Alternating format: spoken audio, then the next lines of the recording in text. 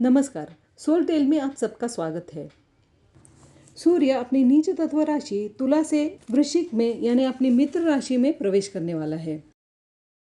सूर्य देव 16 नवंबर से लेकर 15 दिसंबर तक वृश्चिक राशि में रहेंगे।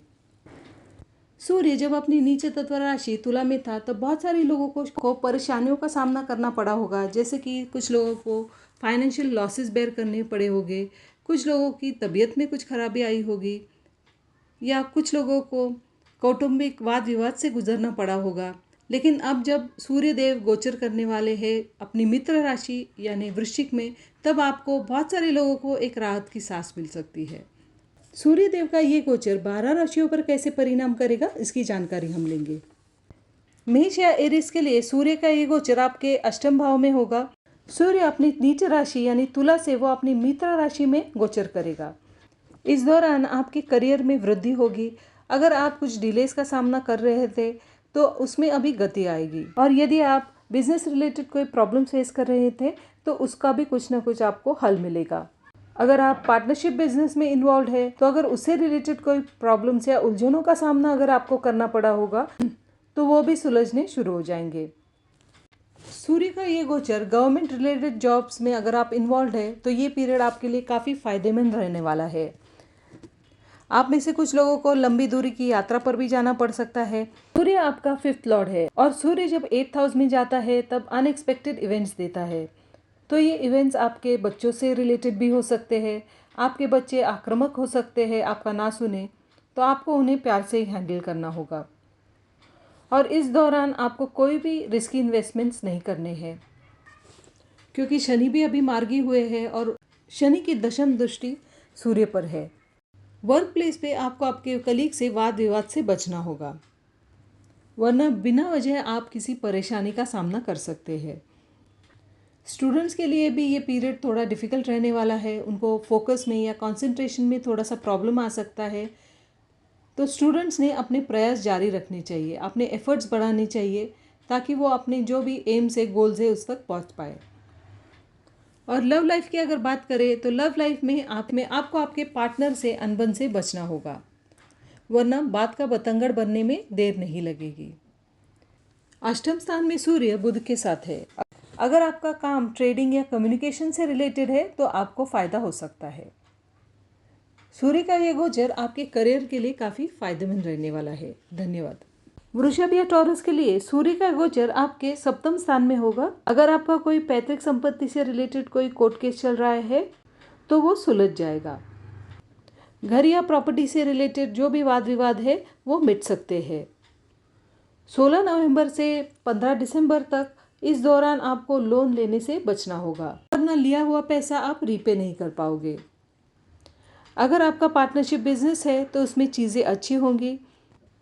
व्यापार में आपको लाभ हो सकता है। अगर पिछले 5-6 महीनों में आपने बहुत मेहनत की है तो आपके वर्क प्लेस पे आपको मान सम्मान भी आपका बढ़ सकता है, या आपको ऐसी अपॉर्चुनिटी मिल सकती है जिससे आपको प्रशंसा मिल सकती है। अगर आपके जीवन साथी के साथ आपकी कुछ अनबन चल रही है कुछ दिनों से तो आपके संबंध मधुर हो जाएंगे। अगर आपका मकान या घर खरीदने का सपना है तो वो भी पूरा हो सकता है।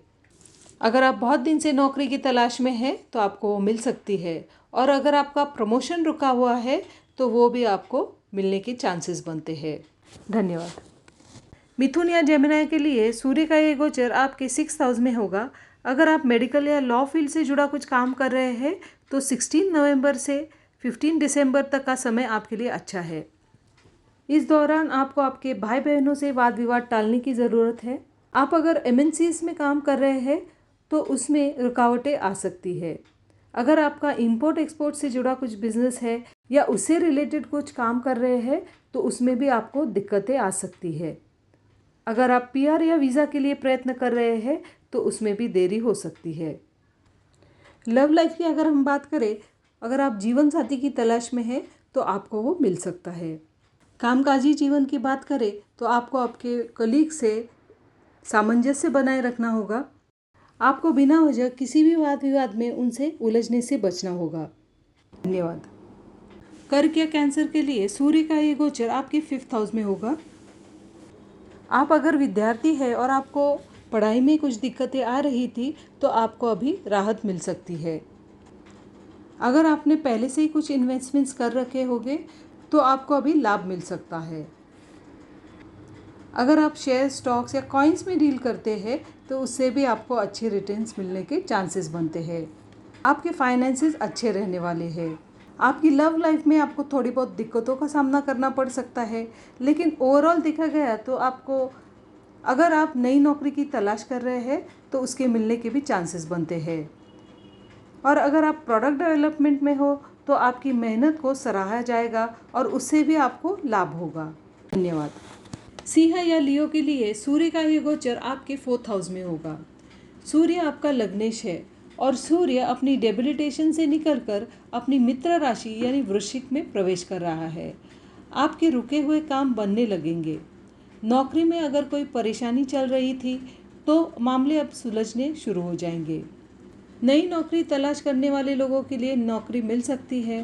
पिछले कई महीनों में अगर वर्क प्लेस पे आपने बहुत मेहनत की है, बहुत प्रयास किया है, तो उसका लाभ अभी मिलना शुरू हो जाएगा। आपके वर्क प्लेस पे आपने जो भी मेहनत ली है किसी टास्क कंप्लीशन में या किसी प्रोजेक्ट के कंप्लीशन में, की वजह से आपको प्रशंसा मिलेगी और मान सम्मान भी आपको मिलेगा। यह समय वाहन या मकान खरीदने के लिए बहुत ही अच्छा समय है। सूर्य का वृश्चिक राशि में गोचर आपके लिए काफ़ी सकारात्मक रहने वाला है और काफ़ी लाभदायक भी रहने वाला है। धन्यवाद। कन्या या वर्गों के लिए सूर्य का ये गोचर आपके 3rd हाउस में होगा। सूर्य का ये गोचर आपके भाई बहनों के संबंधों में मजबूती लाएगा। आपको काम के सिलसिले में कुछ लंबी यात्राएं भी करनी पड़ सकती है। आपके घर में मंगल कार्य भी हो सकता है और लंबी दूरी की यात्राओं पर आपके खर्चे भी हो सकते हैं। अगर आप बिजनेस एक्सपेंशन के बारे में सोच रहे हैं तो ये समय अच्छा है। अगर आपके स्पाउस की जॉब छूट चुकी है तो उन्हें भी नौकरी मिल सकती है। इस महीने आपका रुझान घूमने फिरने और रिलैक्स करने की ओर रहेगा। धन्यवाद। तुला या लिब्रा के लिए सूर्य का ये गोचर आपके 2nd हाउस में होगा। सूर्य का ये गोचर आपके फाइनेंसेस बढ़ाएगा। आपका रुझान आपके पारिवारिक संबंधों में सुधार लाने की ओर रहेगा। पैतृक संपत्ति से रिलेटेड मसले हल हो सकते हैं। कुछ लोगों को पैतृक संपत्ति से धन प्राप्ति भी हो सकती है। घर में मंगल कार्यों पर खर्चा हो सकता है। आपके लिए यह समय बहुत ही लाभदायक है। आपको एक अच्छा फाइनेंशियल प्लान बनाने की आवश्यकता है और इन्वेस्टमेंट्स करने की ज़रूरत है। अगर आप फाइनेंस, मार्केटिंग या रिसर्च से जुड़े फील्ड में काम कर रहे हैं तो ये समय आपके लिए अच्छा है। ये समय भाग्य में वृद्धि का समय है, लेकिन आपको वाहन चलाते समय सावधानी बरतनी होगी और वैवाहिक जीवन में आपको अनबन से भी बचना होगा। धन्यवाद। वृश्चिक या स्कॉर्पियो के लिए सूर्य का गोचर आपके लग्न में होगा। सूर्य का ये गोचर आपके लग्न को मजबूती देगा। आपको अच्छे अपॉर्चुनिटीज़ मिलेंगे और आपका मान सम्मान भी बढ़ेगा। अगर आप अविवाहित हैं तो आपका रिश्ता तय हो सकता है, लेकिन अगर आप वैवाहिक हैं तो आपके वैवाहिक जीवन में अनबन हो सकती है। लव लाइफ में आपको कोई भी फॉल्स कमिटमेंट नहीं देनी है, वरना ये आपको बहुत महंगा पड़ सकता है। अगर आप पार्टनरशिप बिजनेस में हैं तो उसमें आपको लाभ होगा और कुछ लोग नया बिजनेस स्टार्ट करने के बारे में भी विचार कर सकते हैं। अगर आप रियल एस्टेट से जुड़ा कुछ काम कर रहे हैं, प्रॉपर्टी डीलिंग में काम कर रहे हैं, तो ये समय आपके लिए काफ़ी लाभदायक रहेगा। धन्यवाद। धनु या सैजिटेरियस के लिए सूर्य का गोचर आपके 12th हाउस में होगा। अगर आप एमएनसी में काम कर रहे हैं या इंपोर्ट एक्सपोर्ट से जुड़ा कुछ काम कर रहे हैं तो ये समय आपके लिए अच्छा है, लेकिन इस समय आपके खर्चे भी बढ़ सकते हैं। अगर आप लॉयर, डॉक्टर, ब्रोकर या रिसर्च से जुड़ा कुछ काम कर रहे हैं तो ये समय आपके लिए काफ़ी लाभदायक रहेगा। काम के सिलसिले में आपको विदेश यात्रा भी करनी पड़ सकती है। अगर आप विदेश में नौकरी का प्रयास कर रहे हैं तो ये समय आपके लिए लाभदायक रहेगा। विदेश में नौकरी का प्रयास करने वाले लोगों के लिए नौकरी मिल सकती है। लव लाइफ की बात करें तो आपको कोई भी फॉल्स कमिटमेंट किसी को नहीं देनी है, वरना आप इसमें फंस सकते हैं। और अगर आप वैवाहिक हैं तो आपको वैवाहिक जीवन में किसी भी अनबन से आपको बचना होगा, वरना ये उग्र रूप भी ले सकती है। धन्यवाद। मकर या कैप्रिकॉर्न के लिए सूर्य का गोचर आपके 11th हाउस में होगा। सूर्य का ये गोचर आपके करियर के लिए काफ़ी अच्छा है। अगर आप प्रोडक्ट डेवलपमेंट में काम करते हैं तो ये समय आपके लिए काफ़ी लाभदायक है। कुछ लोगों की नौकरी में तरक्की या प्रमोशन होगा। अगर आप बिजनेस करते हैं तो उसमें भी आपकी तरक्की होगी, या आप बिजनेस के विस्तार या एक्सपेंशन के बारे में भी सोच सकते हैं। आपके पैतृक संपत्ति से जुड़े मामले सुलझ सकते हैं। अगर आपने कोई पुराने इन्वेस्टमेंट्स कर रखे हैं तो उसके आपको अच्छे रिटर्न्स मिलेंगे। शनि भी मार्गी होने वाले हैं 15 नवंबर को, और शनि आपका लग्नेश है, और आपके फाइनेंसिस से रिलेटेड जो कोई मसले हैं वो भी सुलझने शुरू हो जाएंगे। आपने जो भी डिलेस का सामना किया था, सभी चीज़ें अभी मार्गी होने लगेगी। लव लाइफ की बात करें तो आपकी लव लाइफ अच्छी रहने वाली है। मैरिड लाइफ की उलझनें सुलझ जाएगी। धन्यवाद। कुंभ या एक्वेरियस के लिए सूर्य का ये गोचर आपके 10th हाउस में होगा। अगर आप बहुत दिनों से नौकरी की तलाश कर रहे हैं और काफ़ी निराश हो चुके हैं तो आपको थोड़ी राहत मिलेगी, क्योंकि शनि आपका जो लग्नेश है वो भी मार्गी होने वाला है 15 नवंबर को। तो आपके जो भी ये डिलेज़ है जॉब से रिलेटेड या फाइनेंसेस से रिलेटेड, वो सब सुलझने शुरू हो जाएंगे। अगर आप जॉबलेस हैं तो आपको नई जॉब मिल सकती है, और अगर आप गवर्नमेंट जॉब के लिए प्रयास कर रहे हैं तो आपको सफलता मिलेगी। अगर आप रियल एस्टेट के काम से जुड़े हुए हैं तो आपको लाभदायक रहेगा। अगर आप आर्टिस्टिक फील्ड से जुड़े हुए हैं तो आपको अच्छे रिटर्न्स मिल सकते हैं। आपके करियर से रिलेटेड जो कोई मसले हैं वो बनने शुरू हो जाएंगे। अगर आपके स्पाउस का जॉब भी छूटा है तो उन्हें भी जॉब मिल सकता है, लेकिन इस दौरान आपको आपके मैरिड लाइफ के अनबन से बचना होगा। धन्यवाद।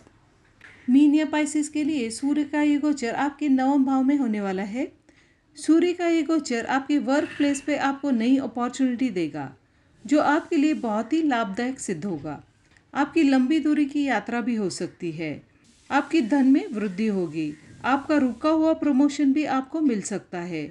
जो मेहनत आपने पिछले कई महीनों में की है उसका लाभ आपको अभी मिलना शुरू हो जाएगा, क्योंकि शनि भी अभी 15 नवंबर को मार्गी होने वाला है। तो जो भी आपकी डिलेज है, जो भी रुकावटें आपकी राह में आ रही थी, वो अब सुलझने शुरू हो जाएंगी। आप तीर्थ यात्रा पर भी जा सकते हैं।